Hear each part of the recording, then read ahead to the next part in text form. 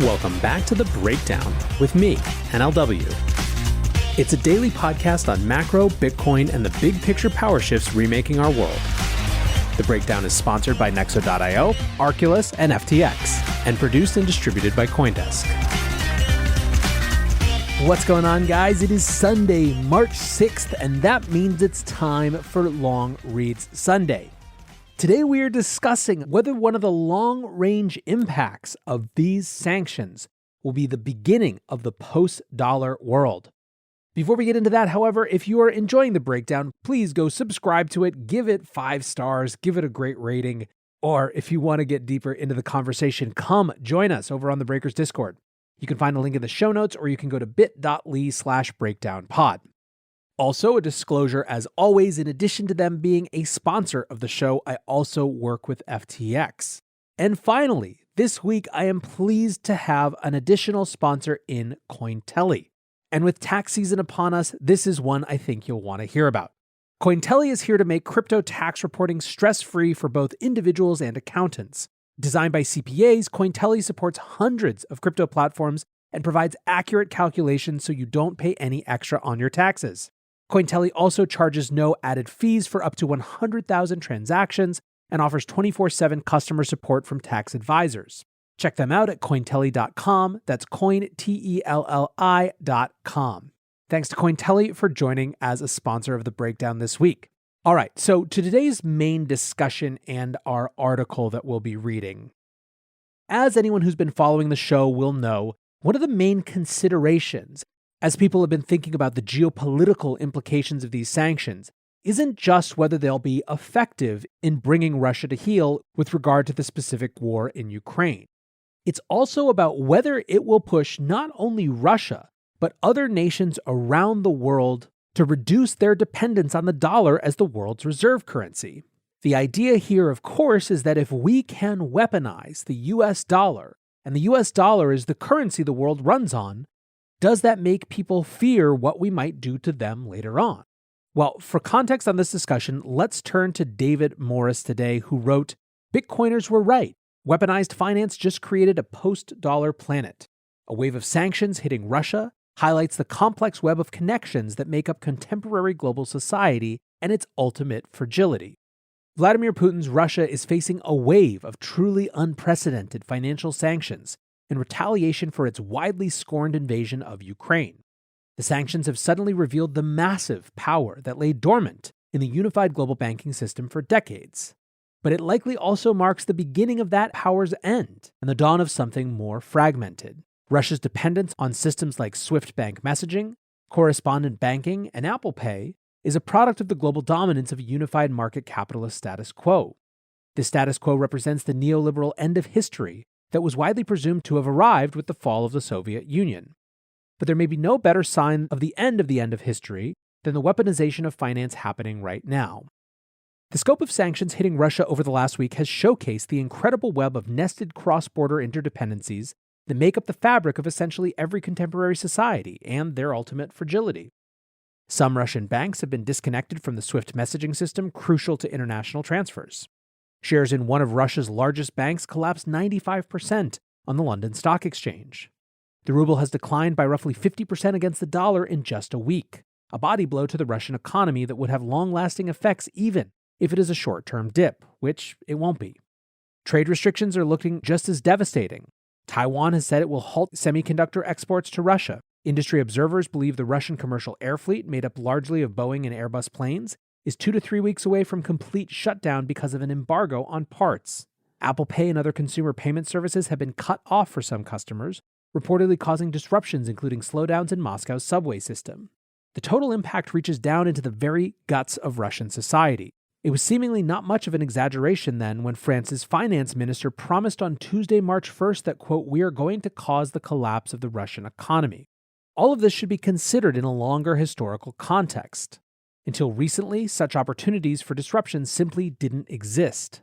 SWIFT was not created until 1978. As recently as the middle of the 20th century, international banking still regularly involved shipping large amounts of gold around on boats. The most frankly insane element of the sanctions, though, is the freezing of the global foreign exchange reserves of Russia's central bank. This is possible because, as London School of Economics visiting fellow Osmani Mandeng explained to the Financial Times, foreign exchange reserves are not held by central banks, but instead by other banks around the world. Quote, securities and money never move. Everything is external. This is believed to have affected fully half of the reserve holdings of Russia's central bank, which recently totaled more than $630 billion. These sizable reserves, according to National Public Radio, were part of a long-term plan to make Russia sanction-proof. This strongly suggests that Putin has made a massive geopolitical miscalculation about the nature of the global financial system. Russia has behaved as if trusted European and American central banks would continue honoring its reserves even after an invasion of Ukraine. This would have allowed Russia to continue propping up the value of the ruble, among other things, for months, even in the face of sanctions. Russia has refused to recognize the sovereignty and property rights of Ukraine, so it has few legs to stand on while complaining about having its lunch money stolen. But these sanctions will also permanently undermine the widespread assumption that global banking is a merely neutral and rules-based system. Adam Tooze, writing in Chartbook, argues that to do this reserves freeze to a fellow central bank involves breaking the assumption of sovereign equality and the common interest in upholding the rights to property. As Matt Levine points out with predictable brilliance at Bloomberg, the sanctions have driven home that the global banking system, like most monetary systems, amounts to, quote, a way to keep track of what society thinks you deserve. This is an excellent way to think about the yen for hard money that motivates many Bitcoiners. While there are ways for nation-states to restrict the movement of Bitcoin, such as enjoining its sales via exchanges, Bitcoin stored in an on-chain wallet cannot be seized or frozen by the kind of decrees that have cut Russia off at its knees. Bitcoin can be described as a digital bearer instrument and can be moved, bought, and held without third parties or intermediaries outside of its own network. This gives new resonance to characterizations of Bitcoin as digital gold. Gold has always been a particularly useful instrument during wartime and other disruptions because its value is considered inherent to the object. Gold rose nearly 10% in February amid rumors of war. Bitcoin is far more mobile than gold, but also has some disadvantages. In particular, gold has no memory, while the transaction history of each Bitcoin is preserved on the blockchain. That presents real potential problems for the trade in formerly dirty coins, which could wind up blacklisted by mainstream exchanges even after they're no longer owned by a global pariah. Still, what we're seeing is a significant vindication of the underlying skepticism of traditional banking that drives many in crypto, and particularly those committed to Bitcoin specifically. It is arguably the exclamation point after years of smaller examples of financial sanctions against groups ranging from sex workers to Canadian truckers. That doesn't mean Bitcoiners are dancing in the streets, though, any more than someone warning about the US infrastructure deficit should celebrate when a bridge collapses. While Bitcoin is a useful object lesson and model for what a neutral global payment system could look like, it is unlikely that the near future will see huge states using Bitcoin or other cryptocurrencies to depart the banking status quo. Instead, there is considerable speculation among finance professionals that Russia could begin conducting trade using China's RMB and banking infrastructure. Though the dollar is currently surging as a safe haven, a Russian move to RMB could significantly accelerate the ongoing decline of the dollar's global dominance. That would be a major step towards the repolarization of a world we once thought of as geopolitically flat, or just proof that the dream of a neoliberal universality was a delusion all along.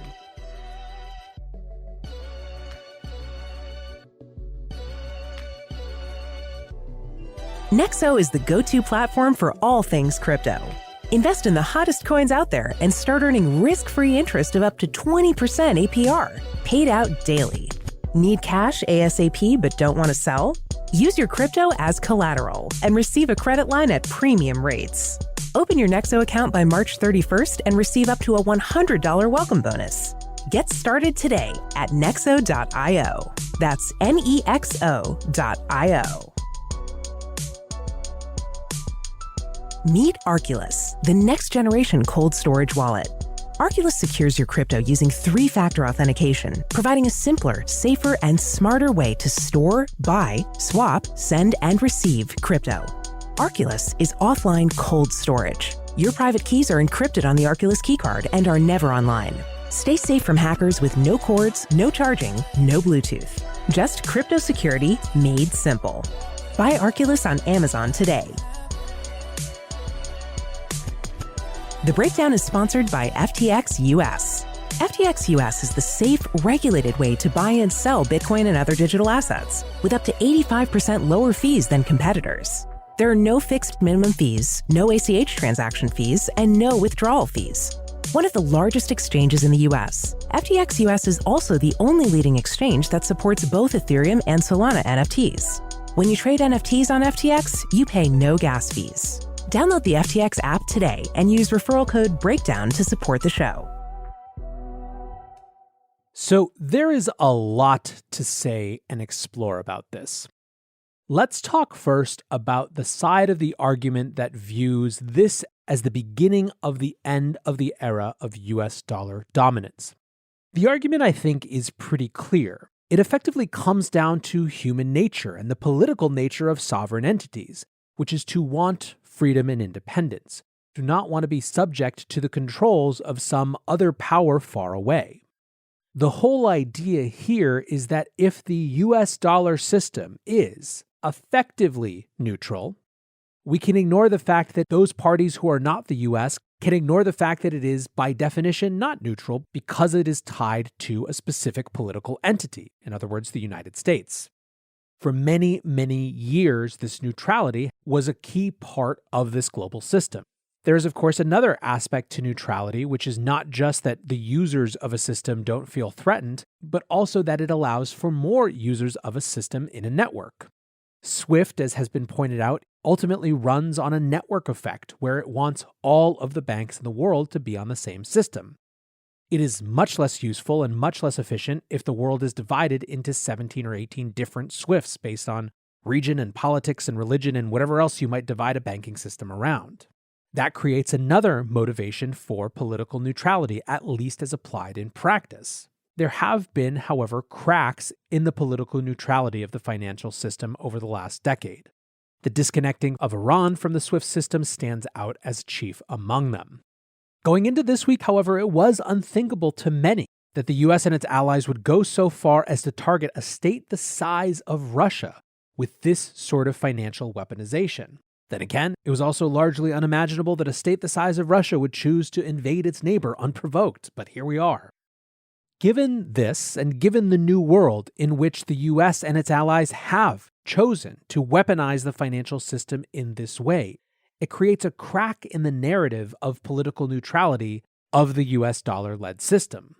In fact, for some, it creates much more than a crack. It creates clear and present evidence that this is now a tool that can and in fact will be used in circumstances that the US and its allies deem fit. Now, one counterpoint might be that if you're not a bad guy, you don't have anything to worry about, right?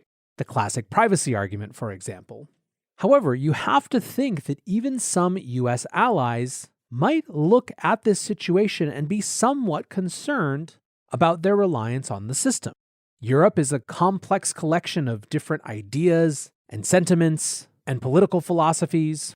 And what happens if the US decides that something that someone else in Europe is doing disqualifies them from participation in this global system? A lot of the arguments that this is the beginning of the end of the dollar system rest on this simple logic. That just by taking this action, we've irreversibly created an incentive and a motivation for people to move away from the US system. Now, the counterpoint that many have is basically, where the hell are you going to go? Are you really going to turn to a Russian-led consortium as an alternative for a settlement currency around the world?